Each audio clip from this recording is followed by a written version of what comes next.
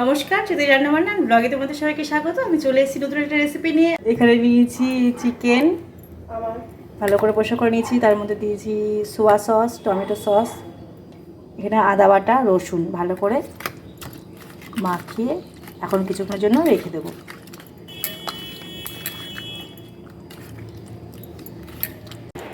এখানে ক্যাপসিকাম কেটে নিয়েছি, এখানে পেঁয়াজ কেটে নিয়েছি।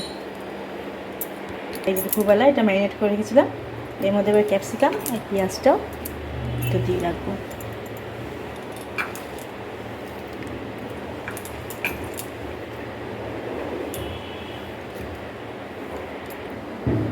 এবার দেবো অল্প একটু নুন, তখন নুন দিয়েছিলাম না।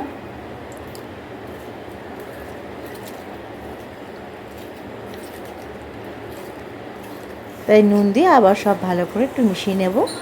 এখানে ক্যাপসিকাম আর পেঁয়াজে ভালো করে নুন দিয়ে মিশিয়ে নিলাম, দিয়ে কিছুক্ষণ রাখবো। দেখো মাখা হয়ে গেছে। এবার এখানে এই স্টিকগুলোর মধ্যে আমি একটা একটা করে সব গেঁথে নেব। আমি এখানে প্রথমে পেঁয়াজ নিয়ে নিলাম, তারপর ক্যাপসিকাম, পেঁয়াজ, তারপর চিকেন, এইভাবে একটা একটা করে গেঁথে নেব সবকটা।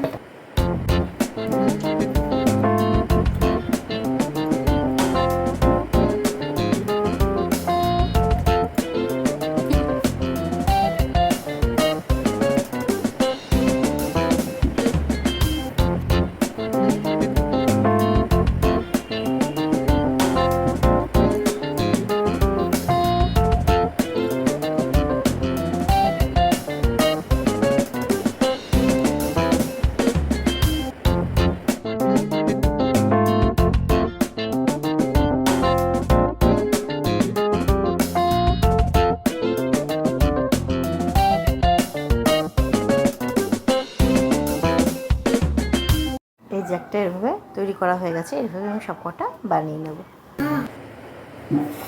একটা জিনিস মুভিতে কার্টুনে দেখায় না, করে খেয়ে নেয়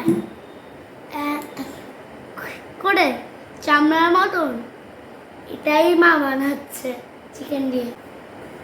এই দেখো আর একটা বানানো হয়ে গেল। হ্যাঁ বললে এই যে এগুলো সব বানানো হয়ে গেছে। এখানে কর্নফ্লাওয়ার আর ময়দা নিয়েছি, এবার নিয়ে মোটা করে গুলে নেব।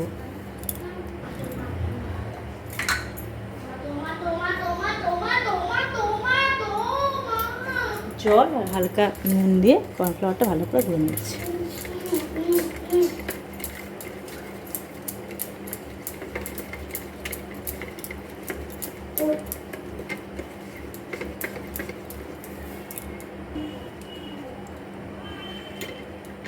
এটার মধ্যে এভাবে কর্নফ্লাওয়ার মাখিয়ে নিতে হবে।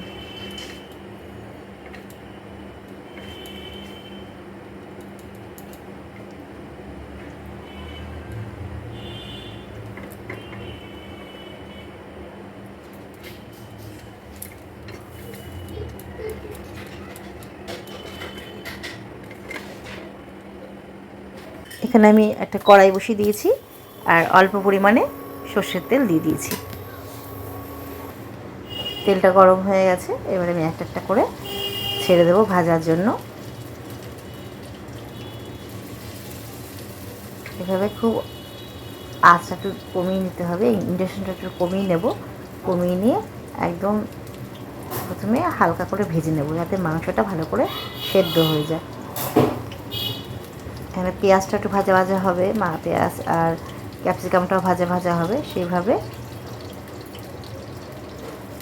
উল্টে পাল্টে একটু করে ভেজে নিচ্ছি। আর মাংসটা যেহেতু অনেকক্ষণ ম্যারিনেট করা ছিল, তার জন্য খুব তাড়াতাড়ি সেদ্ধ হয়ে যাবে, ভাজাও হয়ে যাবে। এভাবে ঢাকা দিয়ে আমি একটু ভালো করে ভেজে নেব, একটু লাল লাল করে ভেজে তুলব। আমি এখানে আর একটা দিয়ে দিলাম, যেহেতু একটু ভাজতে সময় ভাজতে হচ্ছে, ওই জন্য আমি একটা করে তৈরি করে নিচ্ছি। এ দেখো ভাজাটা হয়ে গেছে, এবার একটু আঁচটা একটু হালকা বাড়িয়ে দিয়েছি, দিয়ে ভালো করে লাল করে ভেজে নিয়েছি। অনেকটা ভাজা হয়ে গেছে, আর একটুখানি উল্টে পাল্টে ভেজে নেব। একদম লালচে লালচে হয়ে গেলে পরে বুঝতে হবে ভাজাটা কমপ্লিট হয়ে গেছে।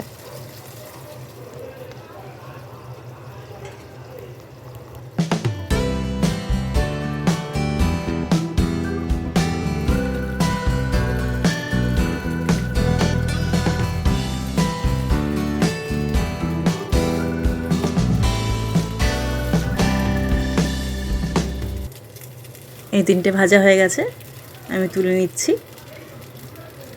এমনিভাবে আমি সব কটা ভেজে নেব। দেখো 3টে সুন্দর ভাজা হয়ে গেছে।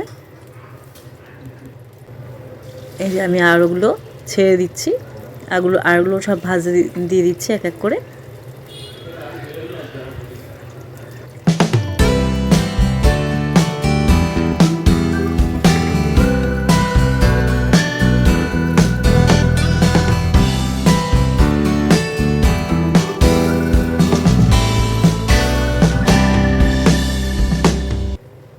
এগুলো সব ভাজা হয়ে গেছে, আমি এবার তুলে নেব।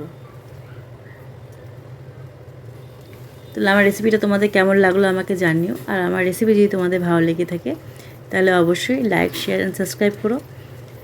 আমি এবার এগুলোকে ভালো করে সুন্দর করে সাজিয়ে নেব। আমার তৈরি হয়ে গেছে চিকেন স্যাটে।